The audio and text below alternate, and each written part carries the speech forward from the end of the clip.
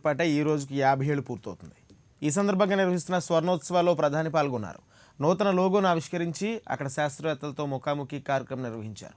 సంగారెడ్డి జిల్లా పటాన్ చెరువులో 1972లో ఏర్పాటైన సంస్థ 3434 ఎకరాల్లో విస్తరించుకుంది. ప్రధానంగా ఇక్కడ కంది, జొన్న, వేరుశెనగ, సజ్జలు వంటివి 100 రకాల వంగడాలను ఆవిష్కరించింది. అంతేకాదు ఇటీవల కొత్తగా పోషకాహార భద్రత కల్పించే వాతావరణ మార్పులను తట్టుకునే వంగడాలపై పరిశోధనలు చేపట్టింది. ఇక్రిసాట్ను పటాన్ చెరువులోనే ఏర్పాటు చేయడం వెనుక జాతీయ, అంతర్జాతీయ స్థాయిలో భారీ కసరత్తే జరిగింది.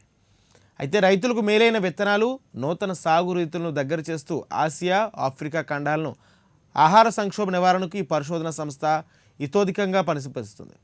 రైతుల కోసం ప్రత్యేకంగా అంతర్జాతీయ స్థాయిలో సంస్థలు ఉన్నాయంటే మొదటగా వినిపించే పేరు ICRISAT. Science with human face నినాదంతో 55 దేశాల రైతులకు అండగా నిలుస్తుంది. Celebrations. This stamp is both an honor for the Institute and a timely reminder of the deep impacts ICRISAT, in collaboration with its many partners, have made to the food systems of the drylands over the last 50 years. For this privilege, we thank Department of Posts, Government of India. I request the Honorable Prime Minister to now release the commemorative stamp issued in honor of this important occasion.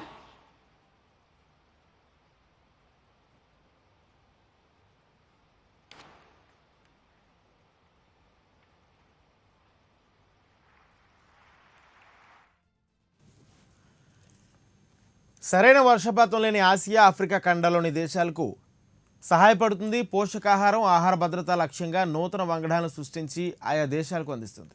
ఒక్కో వంగడం పరిశోధనలు ముగించుకుని రైతుల చెంతకు చేరడానికి ఎంత లేదన్నా దశాబ్ద కాలం పడుతుంది.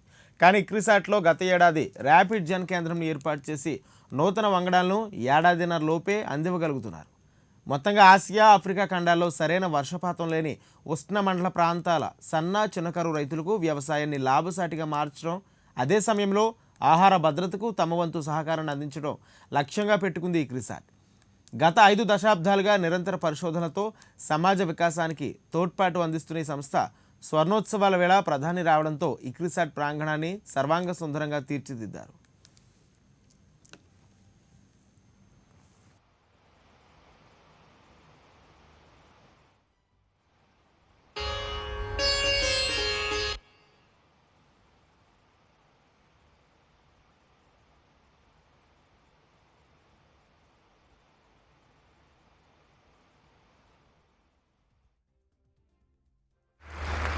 Thank you, sir. The next part is the inauguration of Rapid Gen facility. Known as Rapid Gen, the facility will help produce varieties and hybrids in half the time compared to conventional breeding. It will accelerate plant life cycles in light temperature and humidity controlled conditions, and thus researchers can scale up and speed up their activities in the Rapid Gen facility. With this facility, ICRISAT will work with our partners for rapid generation advancement and achieving speed breeding. I now request Honorable Prime Minister to inaugurate the Rapid Gen facility, handled by Soban Sajja.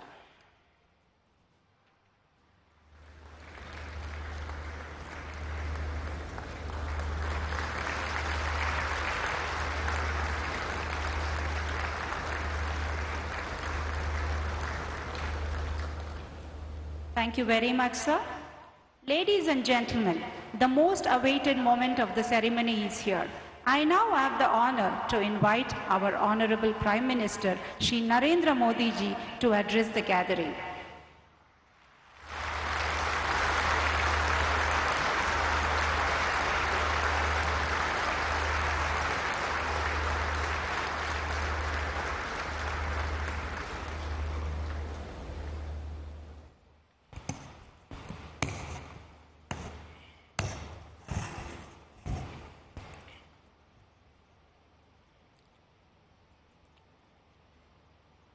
Telangana की राज्यपाल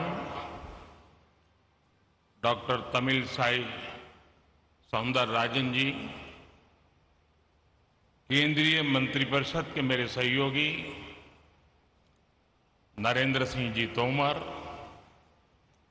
श्री जी Krishna Reddy ji, ICRISAT की director general और online माध्यम से देश विदेश से खासकर अफ्रीकी देशों से जुड़े महानुभाव, यहां उपस्थित देवियों और सज्जनों, आज वसंत पंचमी का पावन पर्व है। आज हम ज्ञान की देवी मां सरस्वती की पूजा करते हैं। आप सभी जिस क्षेत्र में हैं, उसका आधार ज्ञान, विज्ञान, इनोवेशन, इन्वेंशन ही है। और इसलिए वसंत पंचमी के दिन इस आयोजन का एक विशेष महत्व हो जाए। आप सभी को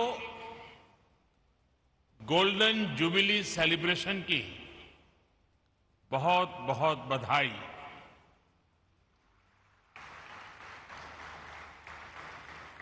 साथियों, 50 साल एक बहुत बड़ा समय होता है और इस 50 साल की यात्रा में जब जब जिस जिसने जो जो योगदान दिया है, वे सभी अभिनंदन के अधिकारी हैं। इस कार्य को आगे बढ़ाने के लिए जिन जिन लोगों ने प्रयास किया है, मैं उनका भी आज अभिनंदन करता हूं। ये भी अद्भुत संयोग है कि आज जब भारत अपनी आजादी के 75 वर्ष का पर्व मना रहा है, तो आपकी संस्था 50 साल के इस अहम पड़ाव पर है। जब भारत ने आजादी के 100 वर्ष मनाएगा, तो आप 75 वर्ष में होंगे। जैसे भारत ने अगले 25 वर्षों के लिए नए लक्ष्य बनाए हैं, उन पर काम करना शुरू कर दिया है, वैसे ही अगले 25 वर्ष इक्रिसेट के लिए भी उतने ही अहम है। साथियों, आपके पास 5 दशकों का अनुभव है। इन 5 दशकों में आपने भारत सहित दुनिया के एक बड़े हिस्से में कृषि क्षेत्र की मदद की है। आपकी रिसर्च, आपकी टेक्नोलॉजी ने मुश्किल परिस्थितियों में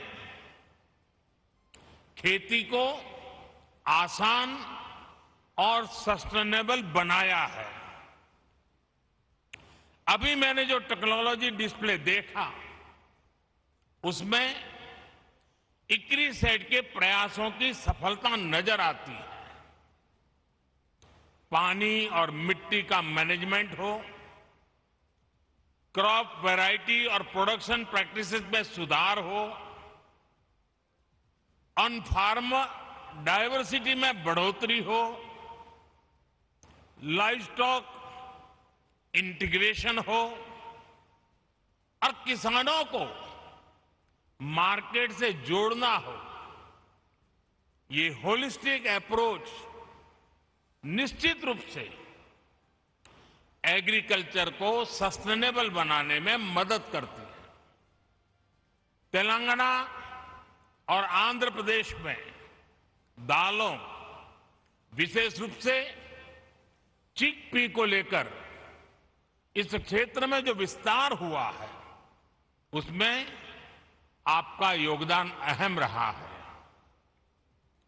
किसानों के साथ इक्रिसेट की यही कोलैबोरेटिव अप्रोच खेती को और सशक्त करेगी, समृद्ध करेगी।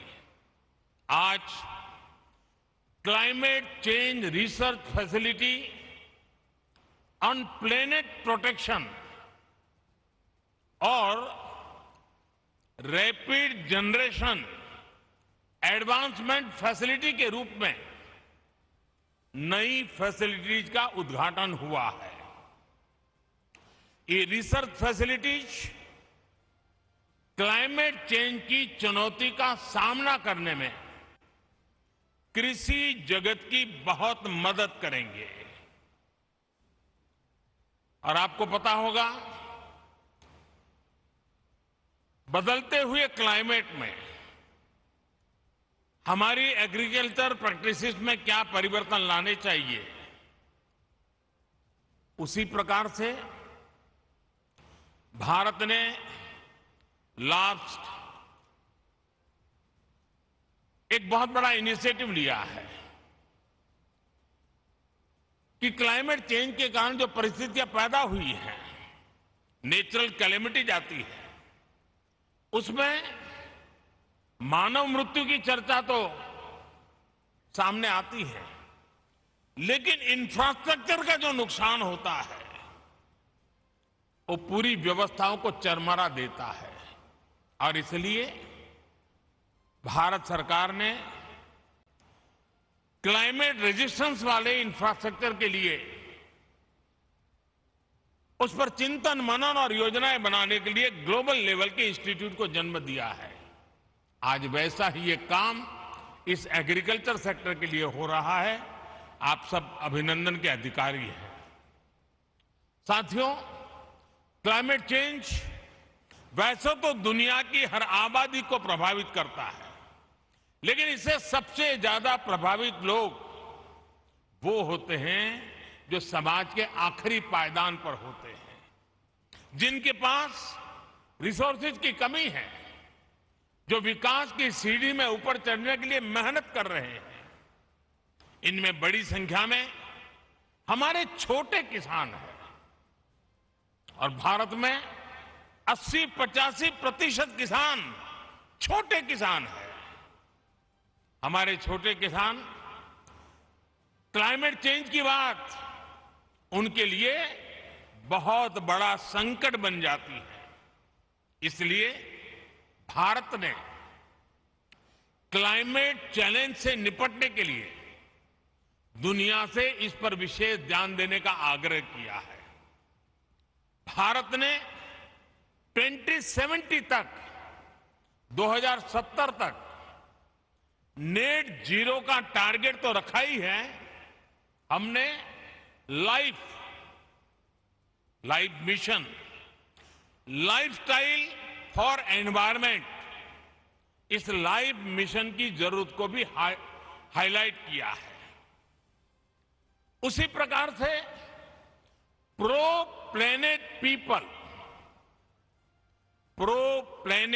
पीपल एक ऐसा मूवमेंट है जो क्लाइमेट चैलेंज से निपटने के लिए हर कम्युनिटी को, हर इंडिविजुअल को क्लाइमेट रिस्पॉन्सिबिलिटी से जोड़ता है।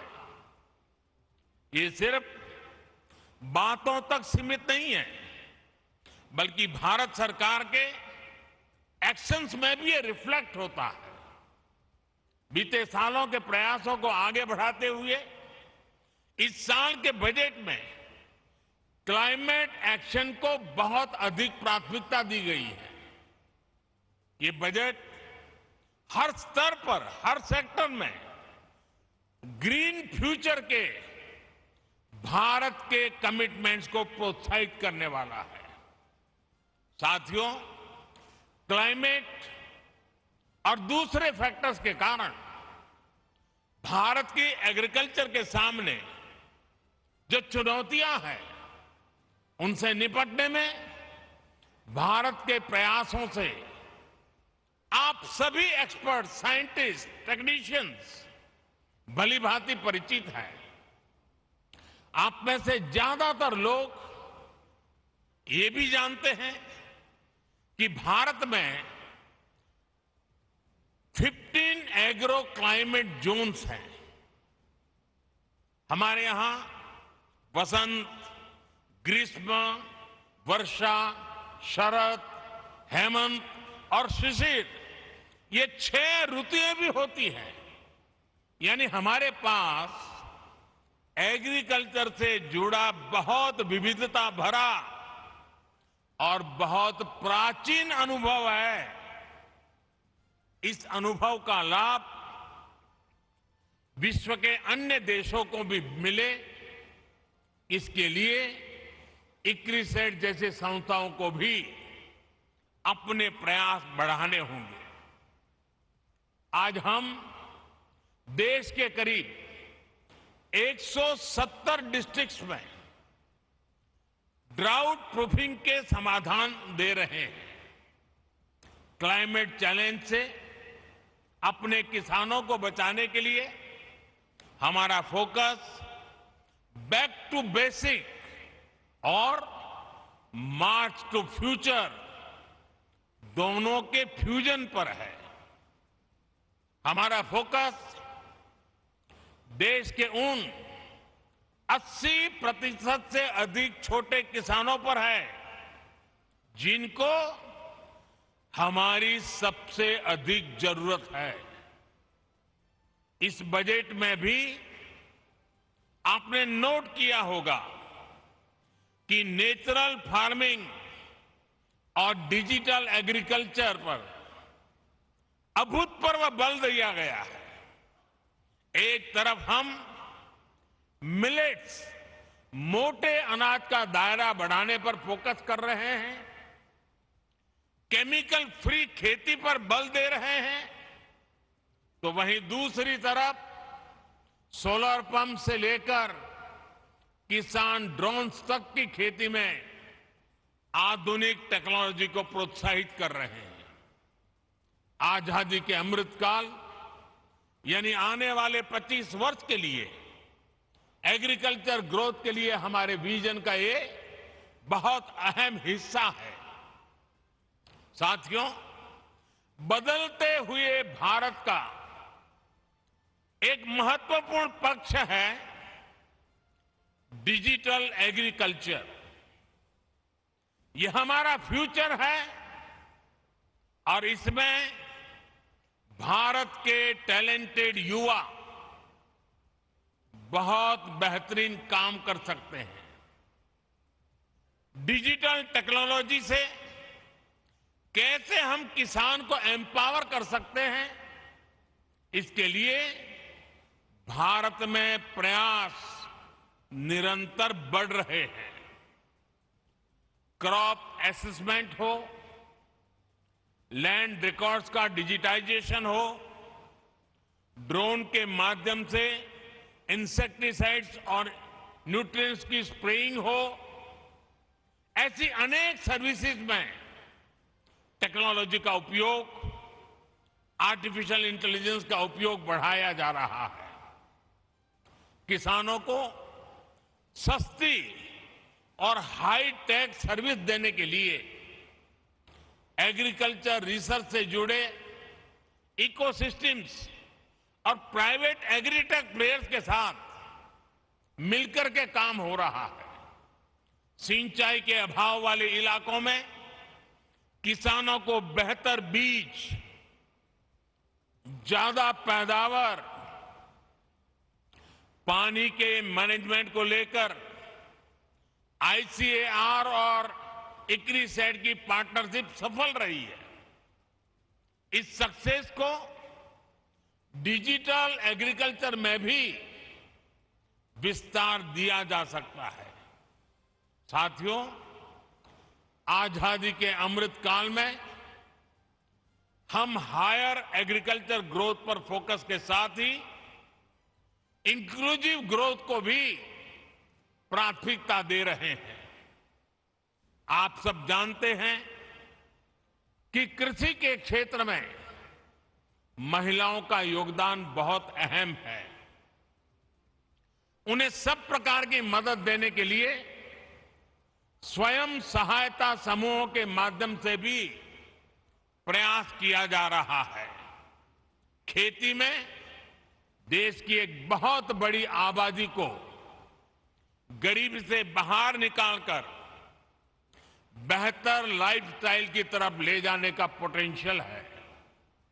ये अमृतकाल कठिन भौगोलिक परिस्थितियों में खेती करने वाले किसानों को कठिनाइयों से बाहर निकालने के नए माध्यम भी मुहैया कराएगा। हमने देखा है सिंचाई के अभाव में देश का एक बहुत बड़ा हिस्सा ग्रीन रिवॉल्यूशन का हिस्सा नहीं बन पाया था। अब हम दोहरी रणनीति पर काम कर रहे हैं। एक तरफ हम वाटर कंजर्वेशन के माध्यम से नदियों को जोड़कर एक बड़े क्षेत्र को इरिगेशन के दायरे में ला रहे हैं। और अभी जब मैं प्रारंभ में यहां के सारे अचीवमेंट्स को देख रहा था तो उसमें बुंदेलखंड में किस प्रकार से पानी के प्रबंधन को और पर ड्रॉप मोर क्रॉप के मिशन को सफल करने के लिए कैसे सफलता पाई है, उसका विस्तार से वर्णन मेरे सामने साइंटिस्ट कर रहे थे। वहीं दूसरी तरफ हम कम सिंचित क्षेत्रों में वाटर यूज एफिशिएंसी बढ़ाने के लिए माइक्रो इरिगेशन पर जोर दे रहे हैं। जिन फसलों को पानी की जरूरत कम होती है और जो पानी की कमी से प्रभावित नहीं होती, उन्हें भी आधुनिक वैरायटी के विकास से प्रोत्साहन दिया जा रहा है। खाने के तेल में आत्मनिर्भरता के लिए जो नेशनल मिशन हमने शुरू किया है, वो भी हमारी नई अप्रोच को दिखाता है। आने वाले 5 सालों में हमारा लक्ष्य पाम ऑयल एरिया में 6.5 लाख हेक्टेयर की वृद्धि करने का है। इसके लिए भारत सरकार किसानों को हर स्तर पर मदद दे रहा है। तेलंगाना और आंध्र प्रदेश के किसानों के लिए भी ये मिशन बहुत लाभकारी होगा। मुझे बताया गया है कि तेलंगाना के किसानों ने पाम ऑयल की प्लांटेशन से जुड़े बड़े लक्ष्य रखे हैं। उनको सपोर्ट करने के लिए केंद्र सरकार हर संभव सहायता